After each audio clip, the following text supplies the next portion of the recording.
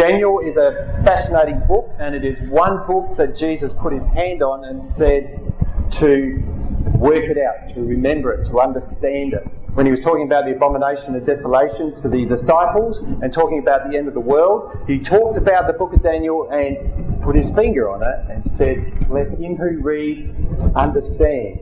For us to understand the abomination of desolation, and some people get caught up in worrying about that, we do need to understand the rest of the story of Daniel, because it all fits in like a little puzzle.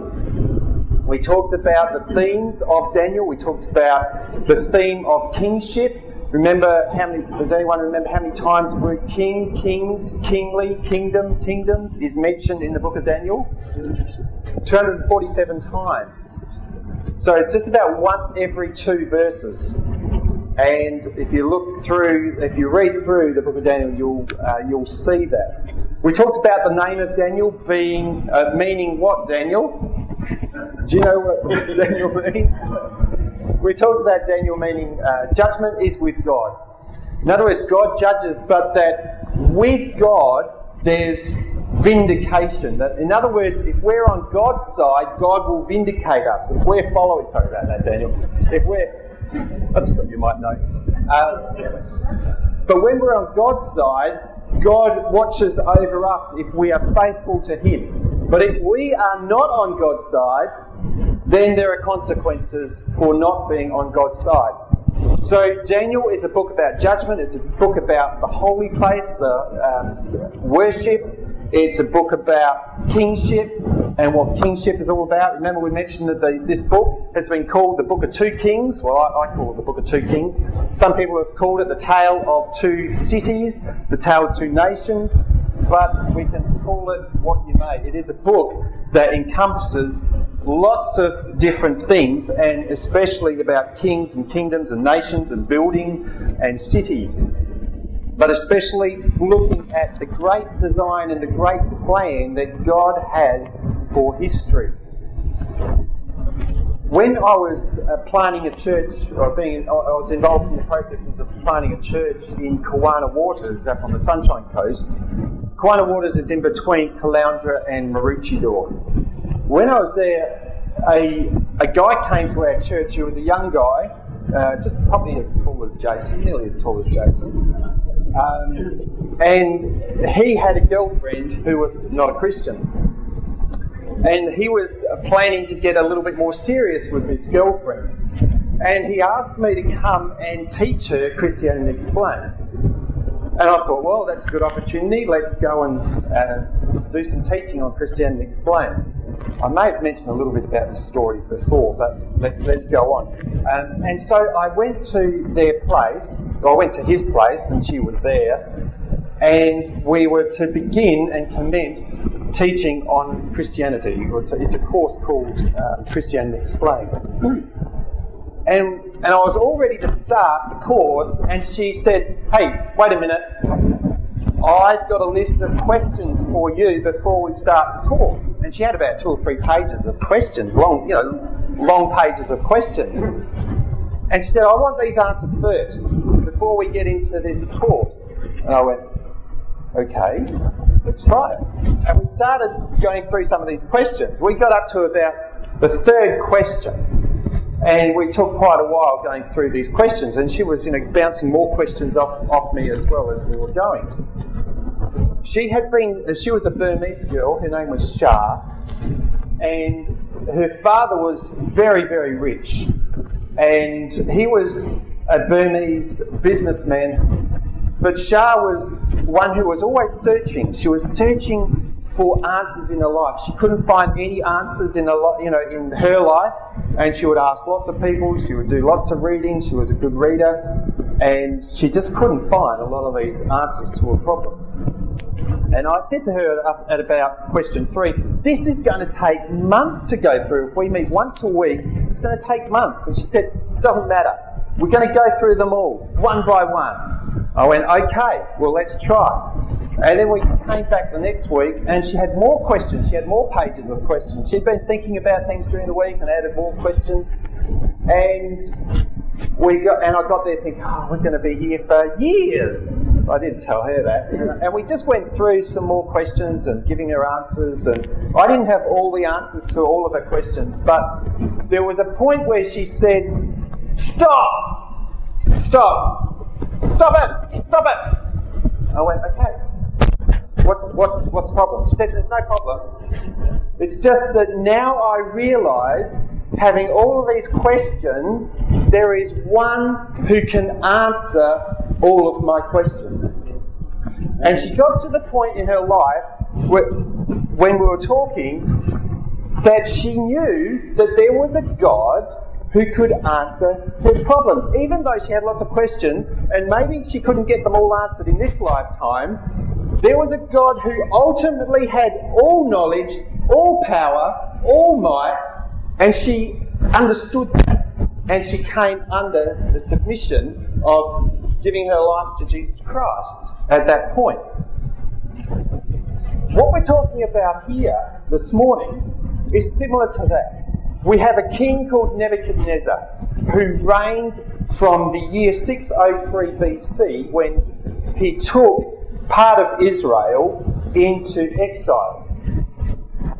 So we're thinking this is about 400 years after David, 605 BC. At that point, in the second year of Nebuchadnezzar's reign, we come to this point of a dream that Nebuchadnezzar had in the second year of his reign. It was probably in the third year of Daniel, Shadrach, Meshach and Abednego and their training.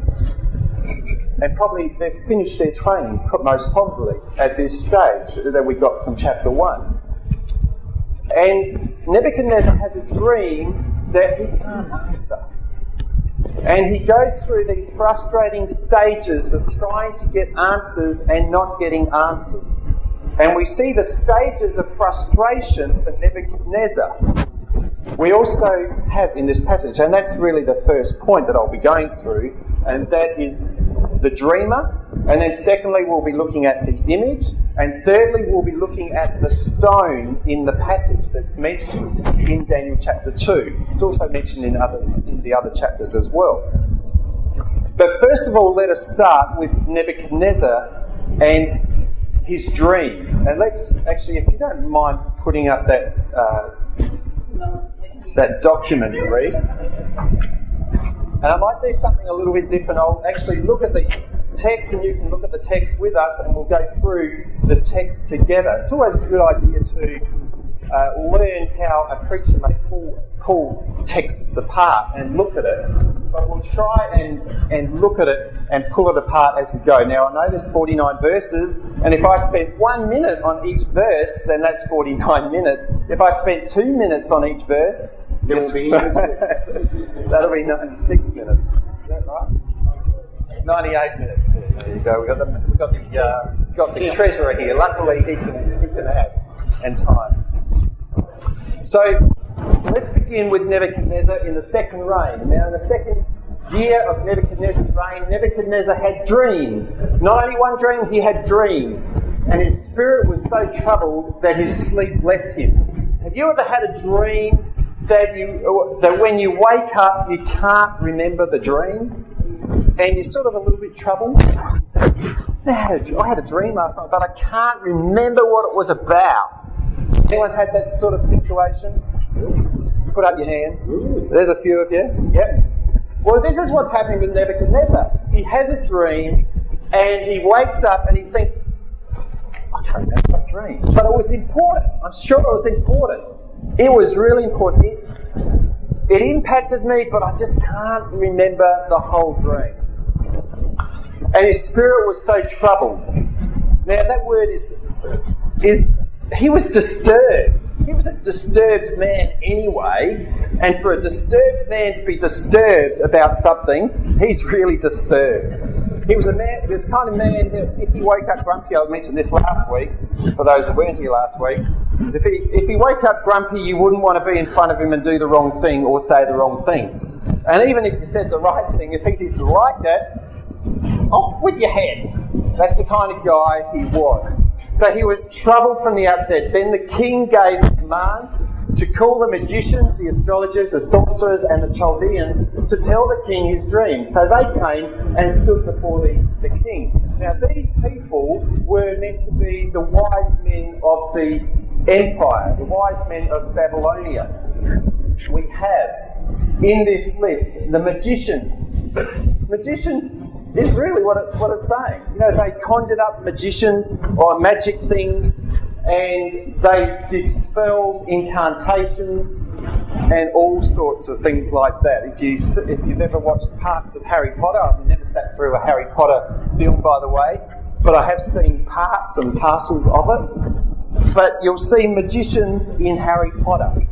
And, you know, in some way these magicians are very similar. They had all sorts of spells for anything in life and all sorts of incantations. The astrologers were very similar to our astrologers today. They would look at the stars and somehow they would work out what's going to happen in the world and what's going to happen in people's lives, depending on the star movement and depending on the star gazing. Now, I could say that the stars were there for times and seasons, and there were certain things that there's certain signs that God gave to us through the stars, but this is a little bit different with this sort of astrology. They tried to predict the future through the stars. So we've got the sorcerers. Now the sorcerers, the word comes from pharmakolos.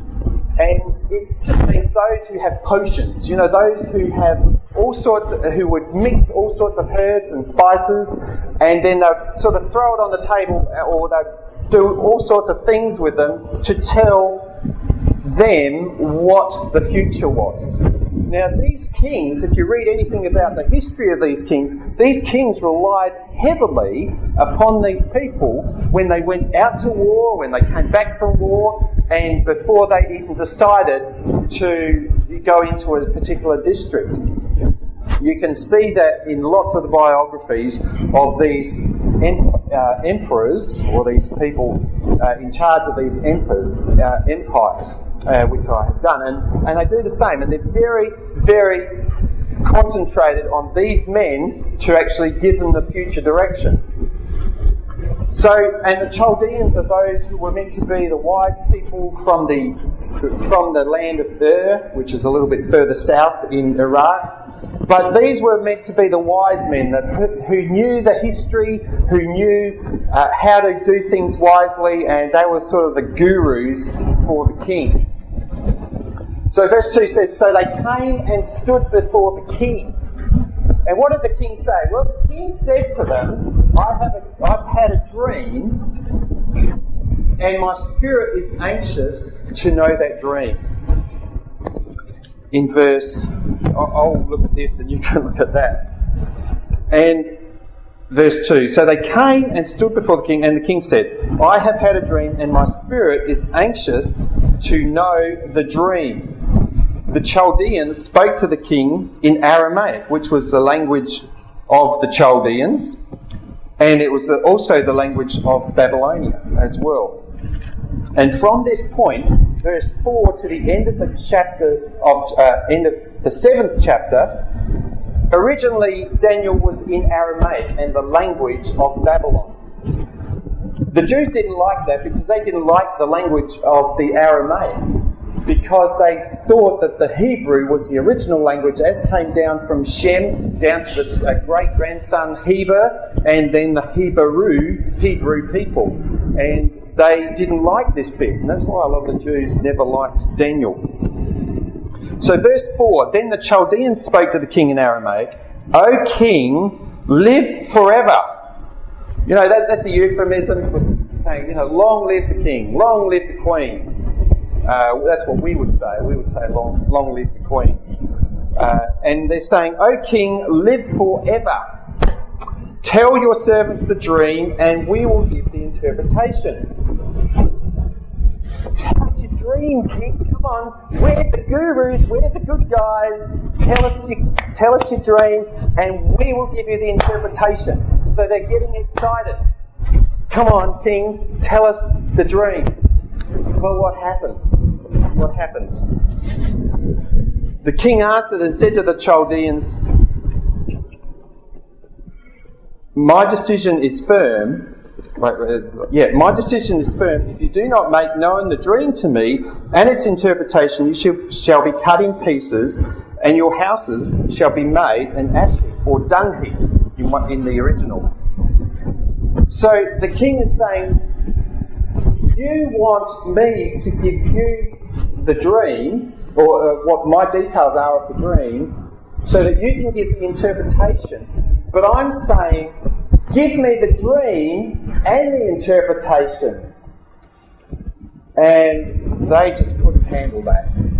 You know, there was a proverb that said, if someone has a dream and wakes up and they can't remember the dream, then the gods are angry with them. So the king wouldn't have wanted to say that he couldn't remember the dream, you see. So he's just saying, no, you tell me the dream and the interpretation. However, if you tell me the dream and its interpretation, you shall receive from me gifts, rewards, and great honour. Verse 6 up there. Therefore tell me the dream and its interpretation. They were a bit bewildered with this, and they couldn't handle it. They said, and this is what they said. They answered again and said, let the king tell his servants a dream, and we will give its interpretation. In other words, they came back and said, no, give us the dream and we'll give you the interpretation. Don't just don't just tell us to give you the dream and the interpretation at the same time. We want you to give the dream, and then we will give you the interpretation, because that's what we're good at. They answered, and the king answered and said, and this shows you the frustration levels that the king goes through. And he says, I know for certain, verse 8, that you would gain time because you see that my decision is firm. If you do not make known the dream to me, there is only one decree for you. Remember what I just said before? You will all die.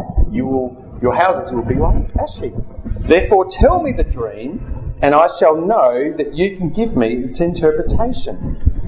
Well, the Chaldeans answered the king and said, there is not a man on earth who can tell the king's matter.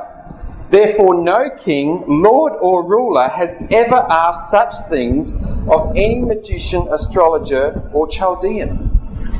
Do you remember the story about Joseph? Joseph had a dream, but he gave it. But Joseph did have dreams, but the Pharaoh had the dream and gave it to Joseph, and Joseph interpreted it. Here, there's no dream given and no interpretation, but they have to give the dream and the interpretation. And the Chaldeans are just saying, no one can do that. No one. It's a difficult thing, verse 11, that the king requests, and there is no other who can tell it to the king except the gods, whose dwelling is not with flesh. So they're saying, no one can answer this, king. I'm sorry, we can't answer it as Chaldeans, and nobody else wants to answer it. It's not from us, but it's only from the gods. Verse 12, for this reason the king was angry and very furious. So he's gone from the stage of being frustrated to angry to being very angry, and here he's very angry and very furious. He's angry and very furious. And you don't want to get a king offside like King Nebuchadnezzar. But here he goes down the track to utter frustration, and he's basically saying, that's it, boys. That's it. If you can't do it, then that's it. And he says, for this reason the king was angry and very furious and gave the command to destroy all the wise men of Babylon. So the edict goes out for all of the wise men to be destroyed, to have their houses totally destroyed and become ash heaps, like dung heaps. And so the decree went out, and they began killing the wise men, and they sought Daniel and his companions to kill him. Then the the man Arioch. Verse 14, then with counsel and wisdom, Daniel answered Arioch, because Arioch, the king's captain, the king's guard, who had gone out to kill the wise men of Babylon, came up to Daniel, and he wanted to kill Daniel. Now Arioch, as in verse 14 says, the Bible says, was the captain of the king's guard. In the Hebrew, which has been translated here, it says he was the chief butcher. Now, I mentioned that last week. He was not the butcher of goats and cows. He was the butcher of men. He was the chief executioner. So you wouldn't want to get on the wrong side of Arioch as well. But here Arioch, the chief executioner, comes to Daniel and says, rightio, we're going to round you up, you're all going to die. But Daniel answers and said to Arioch, the king's captain, why is the decree from the king so urgent? Then Arioch made the decision known to Daniel. So Daniel went in and asked the king to give him time that he might tell the king the interpretation. Then Daniel went to his house and made the decision known to Hananiah, Mishael, Azariah, his companions, that they might seek mercies from the God of heaven concerning this secret, so that Daniel and his companions might not perish with the rest of the wise men of Babylon. So what does Daniel do? He goes to prayer. And what does a Christian do when they are in trouble? Prayer. What is any person meant to do when they're in trouble? Go to prayer. Well, this is what Daniel did, and it would have been a night of prayer like no other, because they knew that if they didn't get the answers to the king, that is, not only the dream, but its interpretation, that their heads would be on the line the next day. It's like many martyrs that have known that they're going to die the next day. They have big prayer meetings the night before. They stay in prayer all night the night before, and that's been the history of many of the martyrs of the Christian church. But here they go to prayer, and they begin their prayer with praise. You know, prayer without praise is insufficient, and praise without prayer is also insufficient. If we look at these verses from verse 18 or verse 17, I'll repeat it again. Then Daniel went to his house and made the decision known to the guys that they might seek mercies from the God of heaven concerning this secret, so that Daniel and his companions might not perish with the rest of the wise men. Then the secret was revealed to Daniel in a night vision. So we don't know exactly how it happened, but God revealed everything that Daniel needed to know through a night vision once they got down to praying and seeking the Lord. So Daniel blessed the God of heaven. Daniel answered and said, "Blessed be the name of God forever and ever, for wisdom and might are his.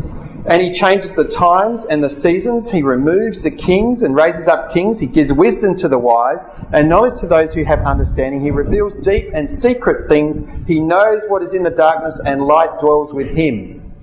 I thank you and praise you, O God of my fathers. You have given me wisdom and might, and have now made known to me what we asked of you. For you have made known to us the king's demand."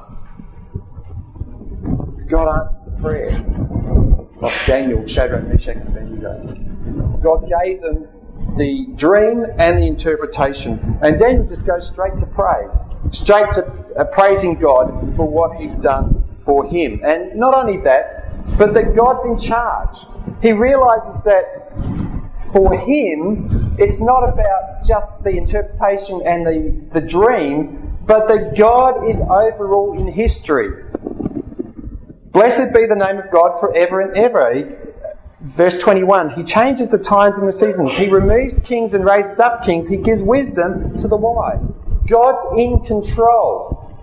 God's on his throne. God knows what he's doing. God knows what he's doing with the nations. And his working out is happening in Daniel's life. And therefore, verse 24, we're up to there.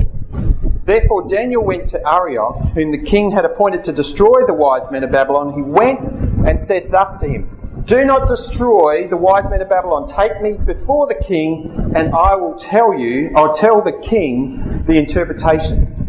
Then Arioch quickly brought Daniel before the king and said this unto him, "I have found a man of the captives of Judah who will make known to the king the interpretations." It's not just any man, but this word is emphatic. I've found a man.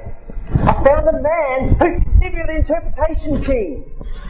A man who stands up in time among the people that can't give you the interpretation, among the wise men, the astrologers, the sorcerers, the magicians. Here is a man. Among all of these men, there's one. There's Daniel. And Daniel is brought before the king. The king answered and said to Daniel, whose name was Belteshazzar. Remember, we talked about that last week.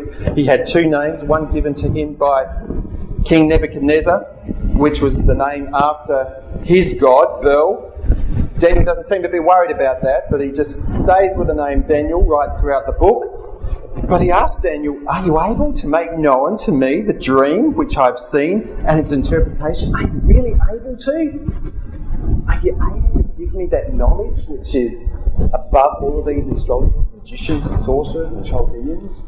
Are you really able to?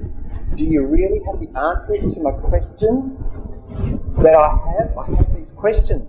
But is there really someone that could give me the answers to my problems? Answers to my questions? And Daniel answered in the presence of the king and said, "The secret which the king has demanded the wise men, the astrologers, the magicians, and the soothsayers cannot declare to the king." So in other words, the secret which he's demanded from all these men, they cannot declare before the king. So the world may not be able to give you the answers in life. People may not be able to give you the answers in life. You may have questions in your life about even your Christianity, about your life as a Christian. You may have had problems in the past that you just haven't been able to work out. Maybe you've got problems in your life now. I think we've all got problems, so to speak. But you may have problems that just are stopping you in your life. And you just don't know the way through. You just don't have the answers in life. But what does Daniel say in the next verse? There is a God in heaven. You may not have all the answers now. You may not have all the answers in this life. You may have problems now and can't see through it, no matter what the problem is. King, you can't answer your own problems. King, you can't answer them through the wise men, the astrologers, the magicians, the soothsayers, and the Chaldeans. But, bigger than Billy Goat's but there is a God in heaven. You have gods on earth, you have idols, but there's a God in heaven who can answer you. There's a God in heaven who is in control. There's a God in heaven who is the King of kings and the Lord of lords. There is a God in heaven who reveals secrets, and he has made known to King Nebuchadnezzar what will be in the latter days. Your dream and the visions of your head upon your bed were these. And this is where we get to the image. So we talked about Nebuchadnezzar the dreamer, and now we talk about the image that is shown to Nebuchadnezzar in the dream. And Daniel gives the details of that dream and a little bit about the answers to that dream as well. As for you, O king, verse 20. But as for me, this secret has not been revealed to me because I have more wisdom than anyone living, but for our sakes who made known the interpretation to the king, and that you may know the thoughts of your heart. So in other words, he's saying, it's not because of me that you've got this interpretation. I'm nobody really in the scheme of things. It's not about me, but it's about the God who reveals the secrets to men. It's about God and for his sake that the thoughts of your heart are revealed. I remember a story about Queen Elizabeth, who's actually on the throne at the moment. When she was a little girl, they threw a tea party in the gardens of Buckingham Palace, and she went wandering off out into the garden, and this man came up to her and said to her, "Who are you, dear?" And she said, "Oh, I'm nobody, but my dad's the king." And you see, it's Daniel saying, "I'm nobody, but my father's the king. He's the one who reveals to you, I'm nobody." You know, you just have to say, "Oh, I'm nobody, but my dad's the king." And so Daniel's saying, "Well, I'm nobody, but my God's the king. He's the one that I declared to you today." And he goes through the dream, and I'll quickly read through this. "You, O king, were watching, and behold, a great image. This great image, whose splendour was excellent, stood before you, and its form was awesome. This image's head was of fine gold, its chest and arms of silver, its belly and thighs of bronze, its legs of iron, its feet partly of iron and partly of clay. You watched while a stone was cut out without hands, which struck the image on its feet of iron and clay and broke them in pieces.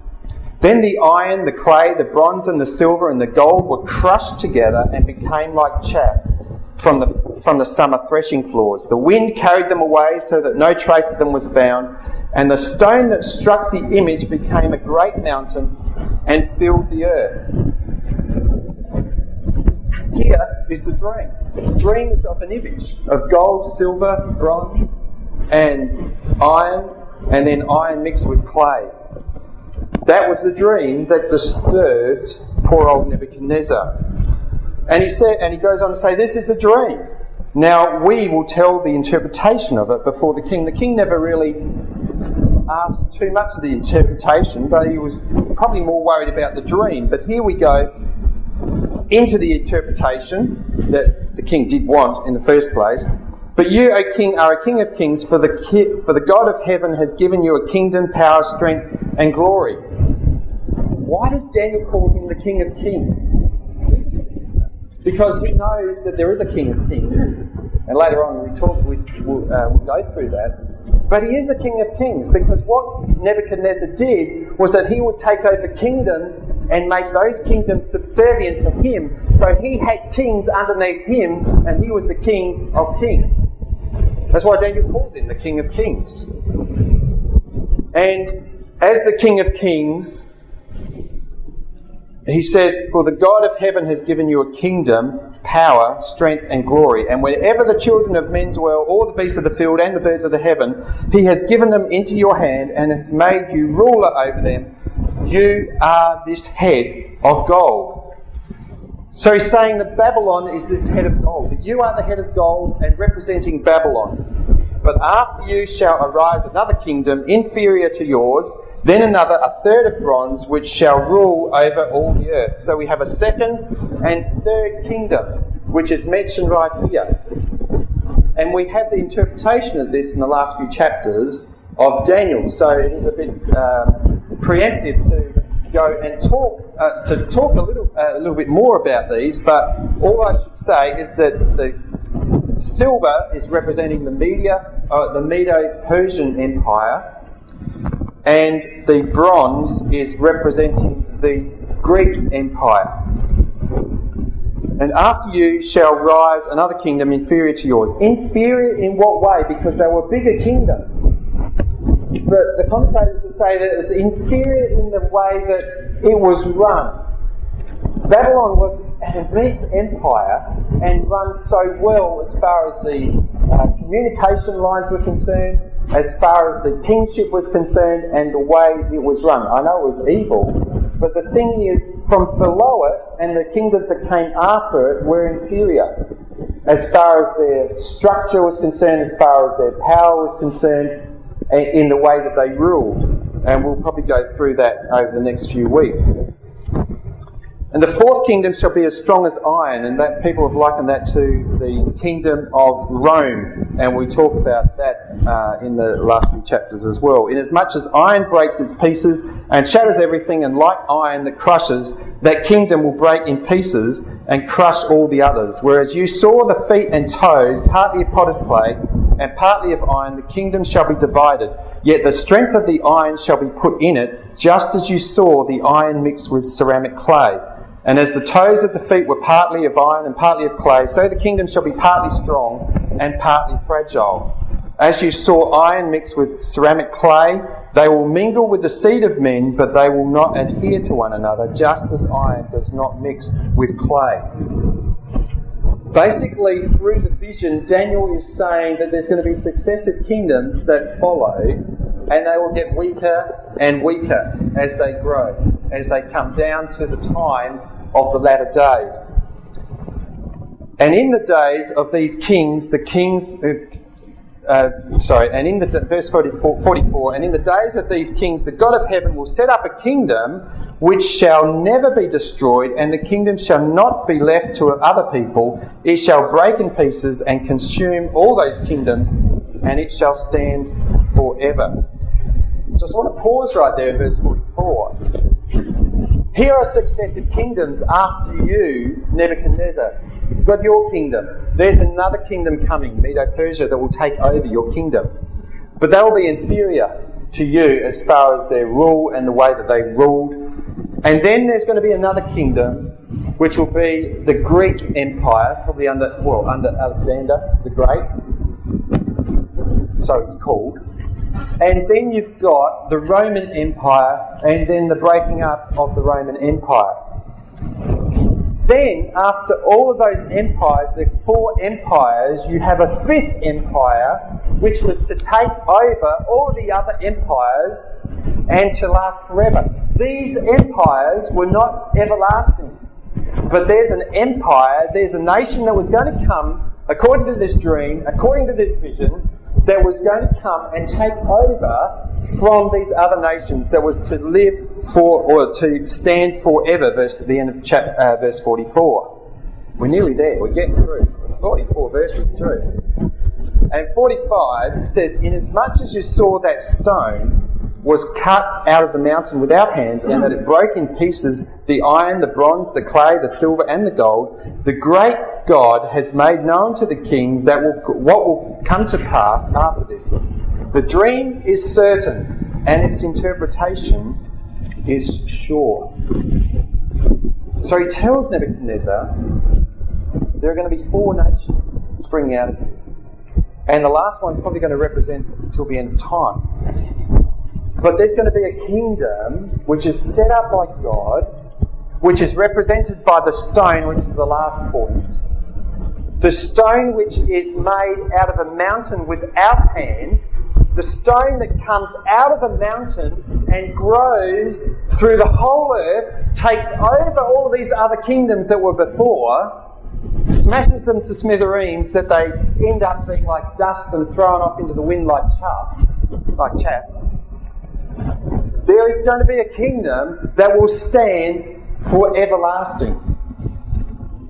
We have an abridgment of the whole history of mankind right there. I remember a story about Prince Zemire. Has anyone heard of him? No. It's an old history tale that goes... Prince Zemire was one who really was interested in history, and he would talk to his advisors, and his advisors would say, well, you know, if you knew the history, then you would know that you shouldn't be doing this and you shouldn't be doing that. And he said, well, you know so much about history. Why don't we get a history of the whole world put together? And so he went to his secretary and he said, Secretary, I want you to put together the history of the whole world and then bring it back to me. And he went, okay. So he got all his wise men together, all his scribes, and they started furiously working on this history of the world. 20 years later, they came back to the king, and they made this wonderful procession before the king, and they said, we've got the history. And this is great. And he stands out the front of his house, and the secretary brings 12 camels bearing each 500 volumes. What's that, 6,000? Is that 6,000? 6,000 volumes before the king.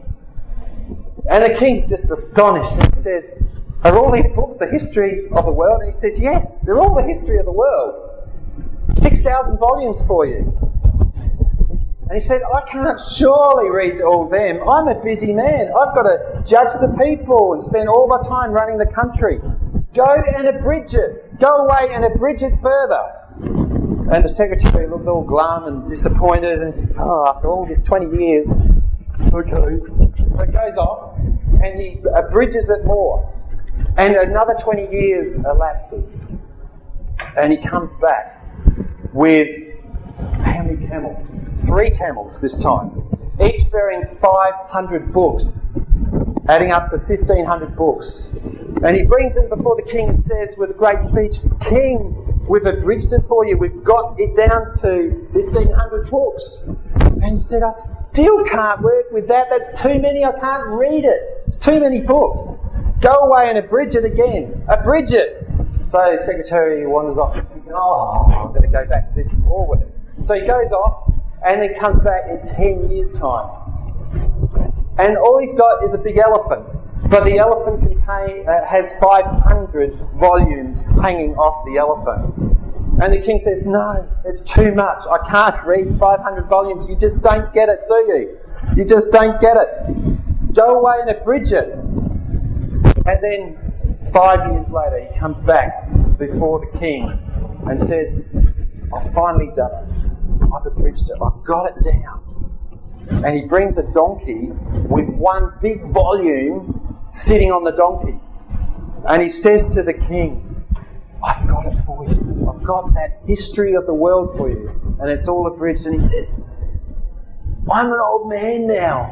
I'm nearly about to die, and you give me this big book to read. I can't read it. Why didn't you abridge it further? Just give me a summary of the book. And he says, they were born, they had trouble, and they died. And with that, he expired. That's the story. So he abridged his whole history and he abridged the whole history of mankind up to that stage, down to one book, but it still wasn't enough. And he abridged it down to 3 words in that language. They were born, trouble, died. Here Daniel abridges the whole history of mankind down to 213 words. And we have the history of mankind. We have the history of the kingdoms.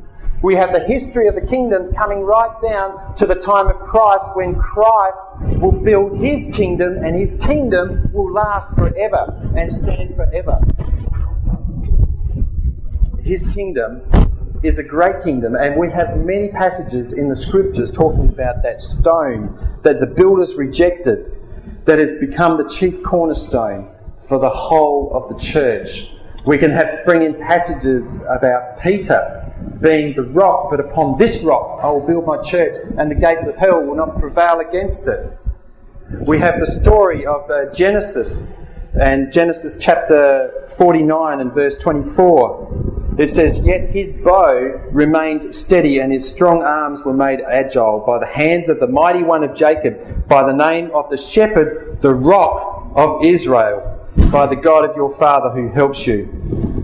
There's a bit of a play on words between stone, sun, and building, because Ben means sun, build means benar, and then you've got other words which are very closely related to sun and build right here in the passage. So there's a bit of a play on words in the Hebrew, and there's a bit of play on word and play on the idea that there is a stone that's going to be built by God that's going to become the son in the future, who's going to be the son of man, who's going to bring his body to the cross to die for the whole world.